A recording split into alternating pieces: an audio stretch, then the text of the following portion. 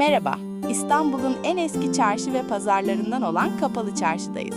Burası 15. yüzyılda Fatih Sultan Mehmet tarafından yaptırılmıştır. 4000'den fazla dükkanı, 60'tan fazla sokağıyla bir labirenti andıran bu yapı, tarih boyunca altın, mücevher, baharat ve ipek gibi değerli malların ticaretinin merkezi olmuştur. Yangınlar ve depremlerle sıkça zarar görse de her seferinde yeniden inşa edilmiştir. Peki gelin bu eşsiz mekan medyada nasıl yansıtılıyor bakalım. Uluslararası yapımlarda, örneğin James Bond'da çarşının çatısı ve dar sokakları hızlı kovalamacalar, gizemli buluşmalar ve casusluk sahneleri için mükemmel bir arka plan sunuyor. Haberlerde ise Türkiye ekonomisi için bir referans noktasıdır. Sıkça kapalı çarşı piyasası ifadesi kullanılır ve özellikle altın fiyatları buradan gelen verilerle anılır.